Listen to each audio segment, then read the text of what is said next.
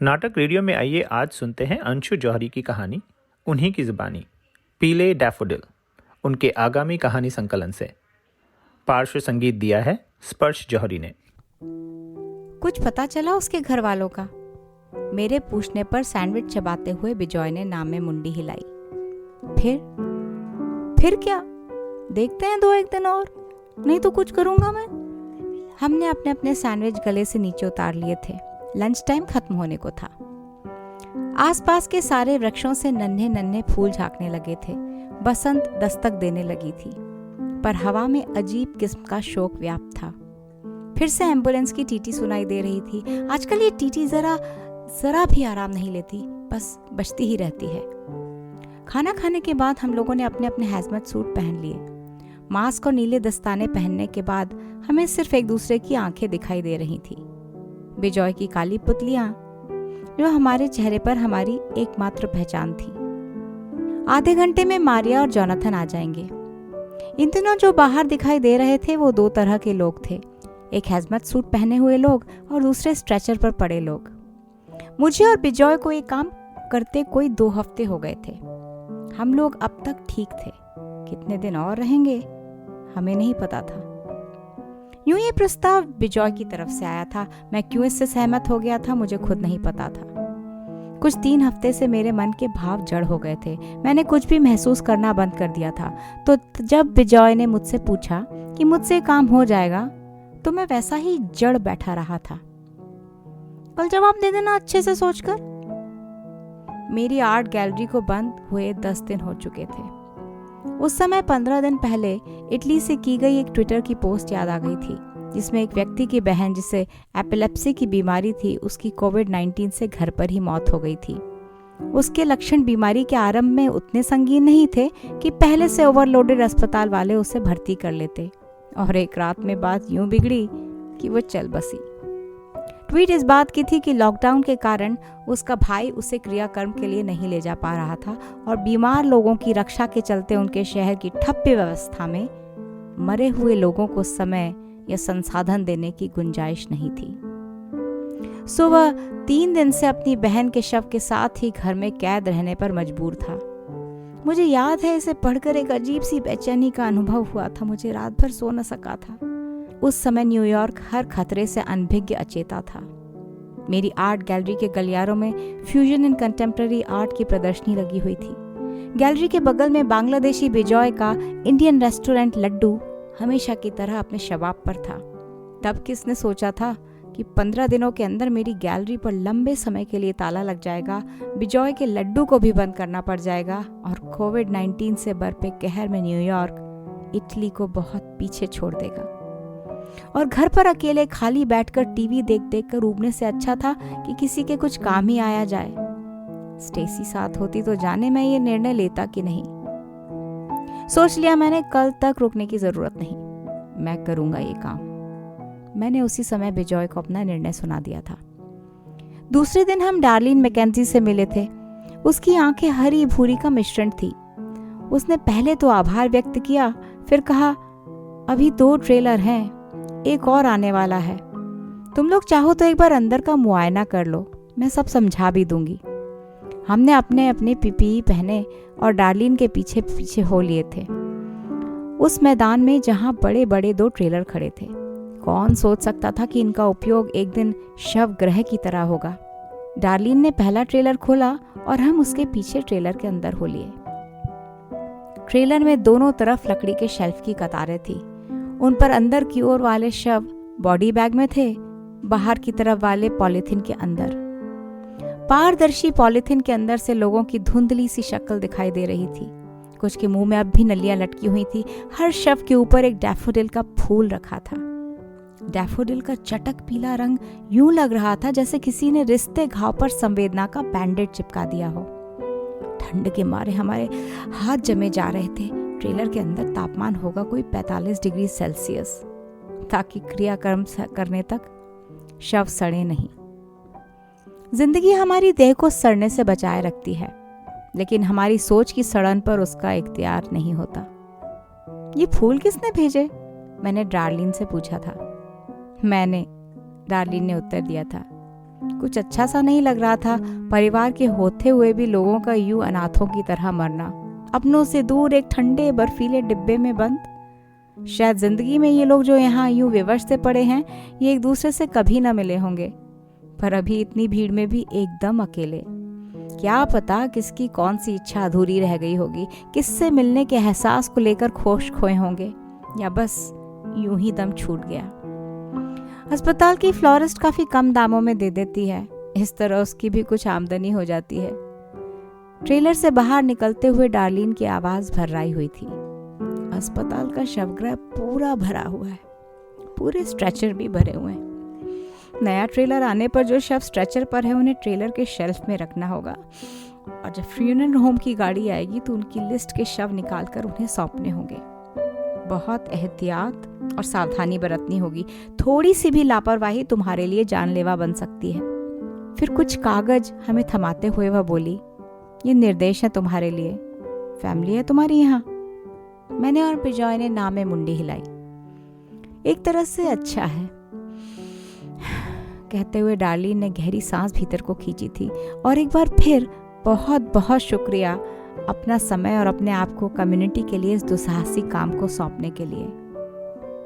उस दिन भी मेरे अंदर कुछ जमा हुआ था। मैंने अंदर ही अंदर खुद को कुरेदा, पर कहीं कोई भाव नहीं था, जैसे मेरी आत्मा ही एक शव सी हो गई थी जिसका शरीर क्रियान्वित था किसी प्रोग्राम की गई मशीन की तरह। पर डार्लिन के लिए बहुत सा सम्मान उमड़ आया था मन में। लौटते हुए बिजॉय कुछ देर चुप रहा था, फिर उसने पूछा था, तो हो जाएगा तुमसे? क्यों, तुमसे नहीं होगा क्या? पता नहीं। फिर थोड़ा ठहर कर उसने कहा था, मुझे बहुत अटपटा लगा डार्लिन को इस तरह का काम करते देखकर। किस तरह का? यही शवों के लिए काम करना। हमारे यहाँ तो शव यात्रा में औरतें नहीं जाती, शमशान घाट पर भी पुरुष ही होते हैं। मुझे सुनकर अजीब लगा था, पर मैं सिर्फ हंसकर रह गया था। उसकी बात या किसी की भी बात का जवाब देने का मन नहीं था मेरा। ये पहली बार नहीं था जब दो भिन्न परिवेशों की तुलना करते हुए अनजाने ही वह अपने परिवेश की बेहतरी को सामने रख रहा था। यहाँ पर मरने पर पार्टी करते हैं, हमारे यहाँ 13 दिन तक शोक समय रहता है। कोई नया कपड़ा भी नहीं पहनता, 1 साल बाद श्राद्ध होता है, उसके बाद ही त्योहार मनाए जाते हैं। यहाँ लोग मरने पर, शोक प्रकट करने पर भी सूट टाई लगा कर जाते हैं। ये स्टेसी के साथ मेरे ब्रेकअप के 2 महीने पहले की बात थी, जब हम दोनों बिजॉय के रेस्टोरेंट में उसके आमंत्रण पर रात का खाना खा रहे थे। बिजॉय के इस वक्तव्य पर स्टेसी को ठेस पहुंची थी, ये मैं देख सकता था। मुझे पता था कि वह चुप नहीं बैठेगी। अपने जवाब से अपने रोष को परे रखने की कोशिश करते हुए स्टेसी ने कहा था, हम शोक के बावजूद मरने वाले की जिंदगी को सेलिब्रेट करते हैं, उसके जीवन के लिए ईश्वर को धन्यवाद देते हैं, उसके साथ बिताए क्षणों को याद करते हैं। हम उस जिंदगी का जश्न मनाते हैं जो मौत को छोटा कर दे, चाहे जिंदगी लंबी हो या छोटी। हम उसे डे ऑफ सेलिब्रेशन कहते हैं। और रही बात कोट और टाई की, तो तैयार होना सामने वाले को सम्मान देना होता है कि किसी के लिए आपने अपने आप को व्यवस्थित किया। बिजॉय चुप होकर रह गया था। मरने पर जिंदगी के जश्न को समझ पाना शायद उसके लिए कठिन था। सॉरी, मुझे ये बात नहीं पता थी, बिजॉय ने कहा जरूर था, पर स्टेसी के गुस्से को कुछ ज्यादा कम नहीं कर पाया था। आज स्टेसी साथ नहीं है, पर उसकी बात को याद करके मैं सोच रहा हूँ कि क्या हर जिंदगी में कुछ न कुछ खास होता है उसे सेलिब्रेट करने के लिए, और क्या हर किसी की जिंदगी में कोई होता है जो उसकी जिंदगी का शुक्रिया अदा करे। इस समय मेरे दिमाग में कुछ लाचार लावारिस जीवन कौंधे थे, जिनमें मेरा खुद का जीवन भी था। कौन था मेरा? बिजॉय का अपार्टमेंट कॉम्प्लेक्स आ गया था। उसके उतरने के पहले मैंने उसका कंधा थपथपाया था, पर दिमाग स्टेसी में अटका हुआ था। जाने स्टेसी कैसी होगी? उसे बिजॉय बिल्कुल पसंद नहीं था। यूं मैं भी बिजॉय को कोई 3 साल से पहचानता हूँ, पर ज्यादा नहीं जानता। उसका परिवार बांग्लादेश में है और अगले महीने उन्हें यहाँ आना था, पर अब कब आ सकेंगे ये तय करना मुश्किल था। उसने अपने जीवन में बहुत संघर्ष देखा था। वह जहाज से बांग्लादेश से ग्रीस पहुंचा था और वहां से किसी तरह जुगाड़ करके न्यूयॉर्क आ गया था, लेकिन अपने परिवार को वह कायदे कानून के साथ अमेरिका बुलाना चाहता था। महीने में 2 बार वह मुझे माछेर झोल खिलाता था। अपने ग्राहकों को मेरी आर्ट गैलरी में भेजता था और मैं अपने ग्राहकों को उसके लड्डू का कार्ड थमाया करता था। यूं मुझे भी पता नहीं था कि वह खुद क्यों यह शव से संबंधित काम करना चाहता था। शायद पैसों के लिए या यूं ही डार्लिन के मुताबिक कम्युनिटी की मदद करने के लिए या दोनों ही बातों के लिए। बहुत विपरीत स्वभाव होते हुए भी हम दोनों में एक समानता थी। हम दोनों को खौफ मरे हुए लोगों का नहीं था, वो लोग जिससे मरे थे उसका खौफ था, जिस तरह से मरे थे उसका खौफ था। बीमारी की आशंका होने पर अपने घर वालों को छोड़कर अस्पताल आना और फिर हमेशा के लिए कूच कर जाना। अमूमन नर्सें मरीजों के परिवार वालों को उनकी बीमारी की खबर देती थी, पर अभी मरीजों की संख्या इतनी अधिक थी कि काम असंभव था। इस हालत में बिजॉय के संदर्भ को ले तो इसके हिसाब से उसका जीना बहुत जरूरी था और उससे भी ज्यादा जरूरी था अपने परिवार के लिए पैसे का बंदोबस्त करना। पहला दिन हमारे लिए मुश्किल था। उसी दिन हमारी मुलाकात मारिया और जोनाथन से हुई थी। मारिया मैक्लिस्टर यूनिवर्सिटी से फ्यूनरल एडमिनिस्ट्रेशन में सर्टिफिकेशन कर रही थी। कोविड-19 के कारण आई मौत की बाढ़ से जूझते न्यूयॉर्क के लिए उसने जोनाथन के फ्यूनरल होम में अस्थायी रूप से काम पकड़ लिया था। उसका और जोनाथन का काम और अधिक जोखिम भरा था। उन्हें घर घर जाकर भी शवों को उठाना होता था। मारिया कहती थी कि उससे बिलखते लोग देखे नहीं जाते थे। वो लोग जब शव उठाते तो परिवार वाले अपनी आंखों को अनवरत पोंछते हुए पर्दे के पीछे से झांकते रहते थे। किसी की हिचकियों की आवाज आती, किसी के रोने की, पर कोई किसी को अंक में भरकर ढाढ़स नहीं बंधा सकता था। पूरा चेहरा ढका होने पर भी मारिया के मिलने पर मैंने बिजॉय की आंखों में एक चौड़े होते अचरज को देखा था और मुझे हंसी आ गई थी। मुझे पता था कि हम सब के पास अभी न इतना अवकाश था और न हम सबको अभी पीपीई की इतनी आदत हुई थी कि कोई मेरी आंखों में मेरी हंसी की थाह पाले। जैसा कि मैंने सोचा था, वो अपने को रोक न सका और मारिया से पूछ बैठा था, तुमने ये काम क्यों चुना? यहाँ इस तरह के कोर्स होते हैं? मैं तो ये सोच भी नहीं सकता था। और लड़कियां भी ऐसे कोर्स में दिलचस्पी लें जो क्रियाक्रम, दाह संस्कार से, मौत से, शवों से जुड़ा हो। सचमुच कमाल की बात है। कब सोचा तुमने कि तुम्हें ये काम करना है और क्यों? तब मैंने मारिया की आंखों में भी हंसी को उतरते देखा था। जब मैं हाई स्कूल में थी तब, उस समय भी मैं जब लोगों से कहती थी कि मैं फ्यूनरल एडमिनिस्ट्रेशन करना चाहती हूँ, तब भी सब सकते में आ जाते थे। तो फिर बिजॉय का सकते में आना तो बनता ही था। मैं समझ रहा था कि वह क्या सोच रहा था। जीवन के चरम उन्माद भरे स्वर में कोई शवों के अंतिम संस्कार से जुड़े कामों को करने के सपने कैसे देख सकता है? ये फैसले किसी के सपने का आकार नहीं ले सकते, कुछ और न कर पाने की व्यवस्थाएं लेती है। मारिया की क्या व्यवस्था रही होगी? और वहां मारिया कह रही थी कि उसे मनुष्य के बचे खुचे स्वरूप को वापस प्रकृति को सौंपने की प्रक्रिया का भाग बनने में सुकून मिलता था। वह देहों के बुरके के पीछे छुपी जिंदगी के बारे में सोचती, उस जिंदगी से जुड़े लोगों के बारे में सोचती। उस दिन मारिया ने फोन करके हमें खबर दी थी कि वो और जोनाथन दोपहर के बाद आएंगे। उन्हें 4 घरों से शव उठाने थे। कोविड-19 की सबसे भयावह बात यह थी कि इसने हमारी हाथ पकड़कर उठा पाने की क्षमता पर वार किया था। घर वालों को शव न छूने के निर्देश थे। संक्रमण की आशंका के कारण अंतिम क्रियाओं के दौरान घर वालों की उपस्थिति वर्जित थी। मारिया ने हमें बताया था कि अचानक आई मौत की बाढ़ से निपटने के लिए न तो इतनी जमीन थी कि शवों को दफनाया जा सके, न फ्यूनरल होम में क्रिमेशन के लिए इतने फर्नेस थे कि इस तादाद में आ रहे शवों को जलाया जा सके। फ्यूनरल होम के सारे कमरे शवों से भरे थे। हवा में एक दुर्गंध फैली रहती थी। जलाने के बाद अस्थियों की समस्या, उसे कहाँ रखा जाए? विधि विधान से दफनाना या दाह संस्कार करना, ये सब विलासिता की बातें लगने लगी थी। और लोग भी कहाँ थे? मृत्यु के बाद देह भारी होती नहीं पर लगती है, उसे उठाना आसान नहीं होता।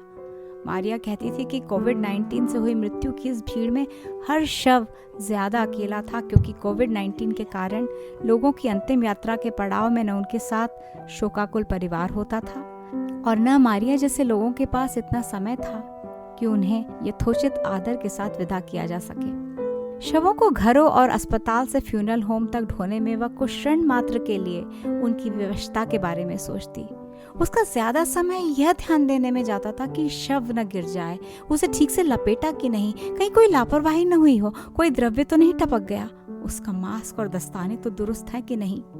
जब मारिया हमें लिस्ट के नाम देती थी तो हम बॉडी बैग खोलकर उनकी कलाइयों पर अटके टैगों से उन नामों का मेल करना होता था। कई बार बहुत सारे बैग खोलकर बंद करने के बाद ट्रेलर में अंदर को जाकर शव मिलता था। हम भाग्य को किसी भी परिस्थिति में सराह सकते हैं। किसी शव की पहचान जल्दी हो जाना भी उदार भाग्य का द्योतक हो सकता है। ऐसे ही लिस्ट के नाम से मेल करते करते बिजॉय ने उस शव के बॉडी बैग को खोला था, जिसे अब वो सुबोध के नाम से संबोधित करने लगा था। यहाँ काम करते हुए हमारा दूसरा दिन था शायद। मैं जब किसी और के टैग मिलाने के लिए बॉडी बैग खोल रहा था तो उसने कहा था, वो सुबोध मेहता की बॉडी है। तुम्हें कैसे पता? मैं पहले खोल चुका हूँ, इसलिए जब खोलता हूँ तो उसका नाम याद हो जाता है। मैंने फिर भी टैग मिलाया था और वो सचमुच सुबोध मेहता ही था। उसके बाद वह शवों को उनके नाम से बुलाने लगा। मारिया की लिस्ट में नाम देखकर ही कह देता, हो ये है, ये है, ये भी है, ये चेक करना पड़ेगा। कई बार ये भी होता था कि किसी शव की कलाई पर टैग ही नहीं होता था। ऐसे में मारिया के पास लोगों के फोटो होते थे, लोगों के तस्वीर के हंसते मुस्कुराते चेहरे, जिन्हें हमें शवों के चेहरे से मिलाना होता था। मारिया के लिए सबसे बड़ा दुख होता था जब उसे लिस्ट के लोग नहीं मिल पाते थे। बस सिर झुकाकर बैठ जाती, गहरी गहरी सांसें लेती। मैं इनके परिवार को क्या जवाब दूंगी?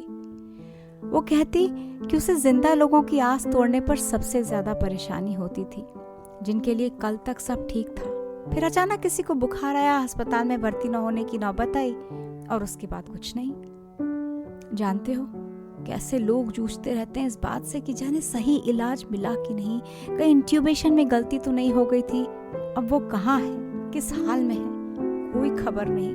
बस एक फाइनल खबर की प्रतीक्षा।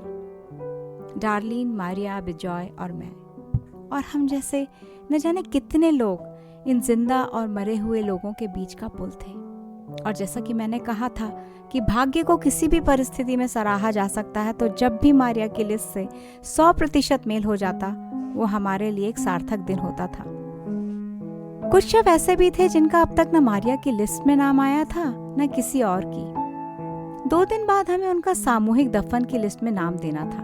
बिजॉय का सुबोध मेहता भी उनमें से एक था, जिसके परिवार से किसी ने अब तक संपर्क नहीं किया था। 37 बरस का है, परिवार तो होगा ही, कहीं उसके परिवार के सभी लोग तो खत्म नहीं हो गए। कलाई के टैग से केवल नाम और जन्म तिथि का पता चलता था। एक कोविड-19 का ठप्पा होता था हाथ पर। विजय ने सुबोध की मृत्यु का कारण भी पता करवाया। उसकी मृत्यु का कारण था स्ट्रोक और मल्टीपल ऑर्गन फेलियर। विजय ने डार्लिन से आग्रह किया कि वो सुबोध मेहता के घर का पता करवा दे। डार्लिन ने बात भी की शायद, पर अब तक कोई खबर हाथ नहीं लगी थी। शायद सुबोध मेहता में विजय खुद को देख रहा था। एक दिन बाद सामूहिक अंतिम संस्कार की लिस्ट भेजनी थी और अब तक सुबोध मेहता का पता नहीं लगा था। विजय उद्विग्न था। उस दिन जब मारिया आई तो विजय ने लिस्ट उसके हाथ से लेते हुए पूछा, तुम्हें मदद चाहिए थी मारिया? कैसी मदद?